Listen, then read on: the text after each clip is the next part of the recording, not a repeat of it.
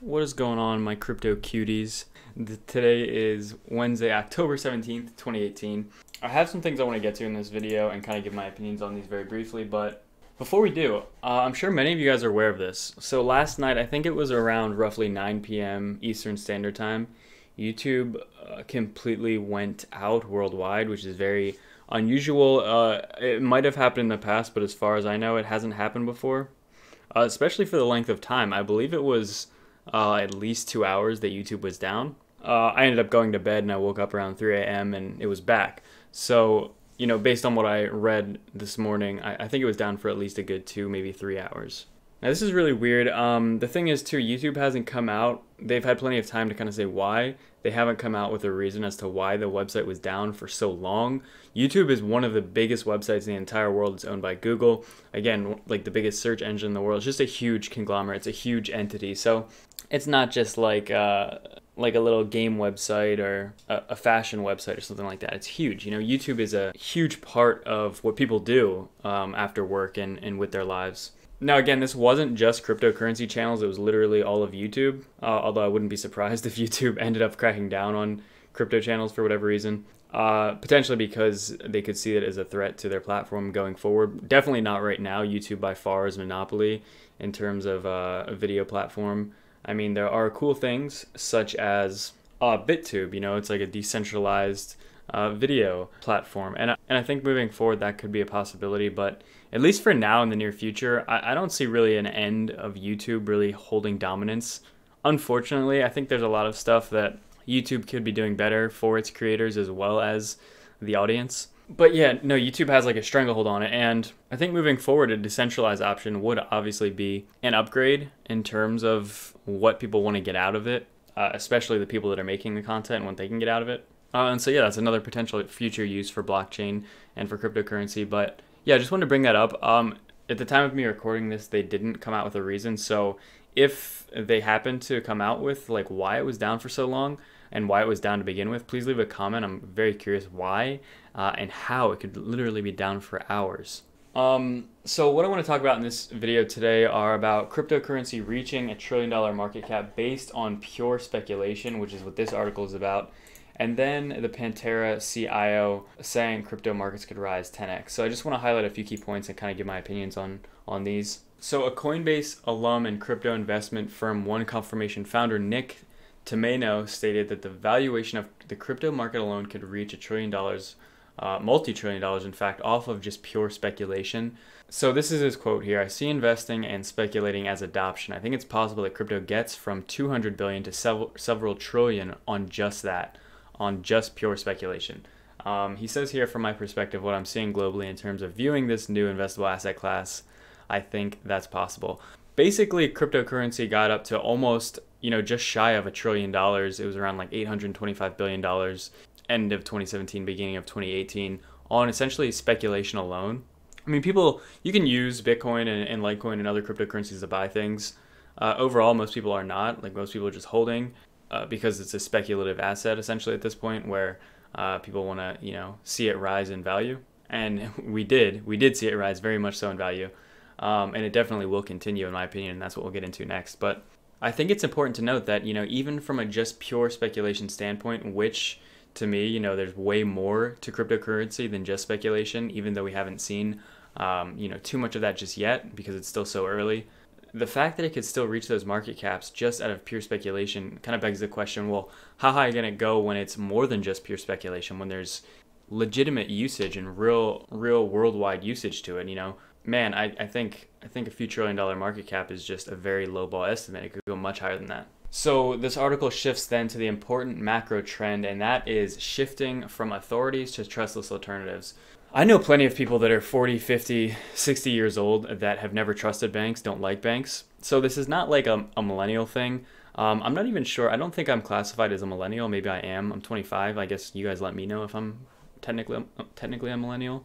I think I am, actually. I don't know. It doesn't matter. But it says here that millennials have shifted from legacy systems to innovative and trustless alternatives, such as fintech applications. So basically all it means is that my generation, generations younger than me, and generations older than me as well, I mean, according to this, only slightly older than me, and then pretty much everyone younger than me, are shifting more towards crypto or consensus currencies instead of legacy systems such as institutions and banks. So Tomato is quoted here saying, "My view is that the most important macro trend of our lifetime is people increasingly distrusting governments and large institutions.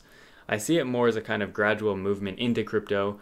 I think it's kind of a gradual and cultural shift from people trusting large institutions and governments to using blockchain." So I just want to bring up this idea that I just recently had that back in 2008, when the financial collapse essentially happened, I think a lot of people felt very betrayed, I guess you could say, by the government or the Fed or institutions in general, especially banks. But there's really nowhere to direct that anger. I mean, you could at your politicians, you could at your government, but it's not like they're going to change anything, right? They're going to keep doing the things that make them millions and billions of dollars every year. What's different now and what spawned out of that, because Bitcoin was created kind of as a response to the collapse, is that now Bitcoin and cryptocurrency does exist. So when the next collapse does happen, or even if there isn't a collapse, I really think that, gradually the shift will be towards something trustless, such as cryptocurrency. But I think it would be exasperated if it was brought on by another collapse in the traditional stock market or the economy. I think with that being said, I think it's possible that crypto could take a dip as well if, for example, Dow shed 50% of its value in like a week or something like that. I don't think cryptocurrency would automatically shoot up 50%, but I think more mid to long term, I think crypto would be seen as like a viable option, right? And that's really all you can ask for. A way where you can decide, hey, you know what, I'm tired of this, or a way for the people to say that, I'm tired of this, I'm going to go more of like a trustless route, I'm going to use this technology, which is really what Bitcoin was created for. And we didn't have that option back in 2008, but now we do. So that's just a thought I had. I'm curious what you guys think about that. Then he's quoted here as saying, "At the same time, what I'm seeing in terms of real adoption is mostly infrastructure and middleware being built to fuel real applications. That's things like the scalability solutions, stablecoins, and decentralized exchanges." Again, this is a gradual process. And his last quote here that I just want to jump down to, "It won't go to $20 trillion right away, but what is going to happen is that one of these intrepid pension funds, somebody who is a market leader, is going to say, you know what, we've got custody. Saks is involved, Bloomberg has an index I can track my performance against, and they're going to buy." All of a sudden, the second guy buys, and the FOMO that you saw in retail last year in 2017 will be demonstrated again, but this time institutional investors. And we're already seeing all of these things get set up. It's like a domino effect. It's a snowball type situation where once it gets rolling, it's going to be, essentially impossible to stop. What we're doing right now is getting ready to get rolling, though. We haven't started just yet. Technically 2017 we got rolling. It was insane the entire year, and also like the year or two prior to that as it built up. Came to a screeching halt, but definitely 100% I think we're kind of refueling for that next wave of like a snowball type effect that's going to absolutely skyrocket these prices, skyrocket the adoption, skyrocket the attention and media interest once again. And it's being set up right now for institutions. That's what everyone is getting ready for. That's what these exchanges are getting ready for. Even the institutions are literally getting ready. It's pretty ridiculous just how interested they really are in cryptocurrency. So with that being said, then there's this article that I wanted to talk about. It's published by Josiah Wilmoth, published on CCN. So the title of this is that the next Bitcoin bull run will see crypto market rise 10x, the Pantera CIO says. The co-chief investment officer of one of the cryptocurrency's largest investment firms said that he expects the next Bitcoin bull run to carry the crypto market cap 1,000% above its current valuation. So it talks a little bit here about Fidelity Investments, which I covered a few days ago, as well as the ICE with Bakkt entering the market, which normally in a previous market cycle could have skyrocketed the market. However, that news coming out in the current market that we've been seeing over the past few months essentially did not move the price simply because of where we're at in the market cycle.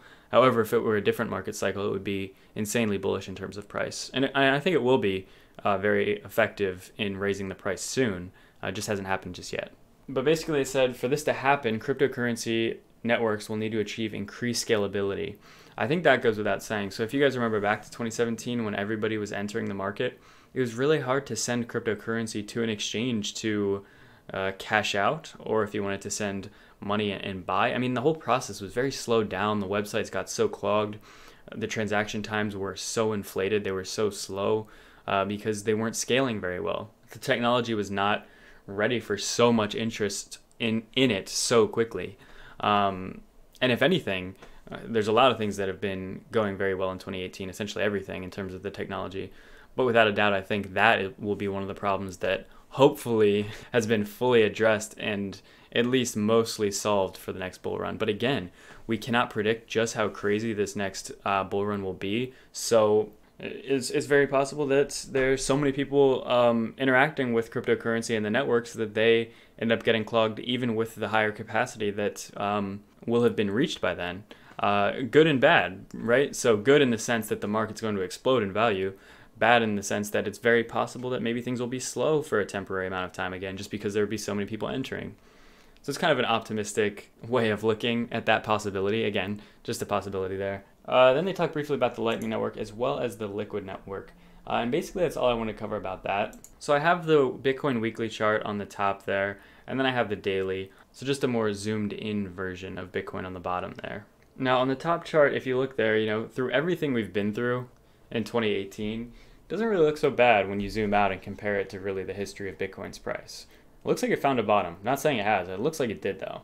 And the note I want to end on essentially is that this momentum, this direction that we see right there, doesn't even look as bullish as it probably will be on the next one. I could see it being much more parabolic, not a straight line up, but maybe we haven't seen anything yet. Maybe we haven't seen the beginning of what a real bull run for cryptocurrency looks like. Now, you might be saying something like, oh, you're being too optimistic, or you're just BSing or something like that. But I mean, I promise you, I 100% believe what I'm saying. Whether or not you agree with it or not, totally up to you. But yeah, I'm being 100% honest about this. I truly, truly believe, again, don't know the time frame, but I truly, truly believe we have not seen the beginning of this yet, guys. I'm just trying to get as many people excited and I guess optimistic about the future of cryptocurrency as possible, because it's what I believe. I really do think it's going to change things. I think it's important that if you believe in this, you don't waver. There's nothing that has happened to make us think that this won't absolutely blow the socks off of the financial world. And until that does happen, I'm going to remain optimistic. So I think we have a lot of good things to look forward to. But yeah, that's it for today's video, guys. If you liked, make sure to give a subscribe and like, and I'll see you in the next video.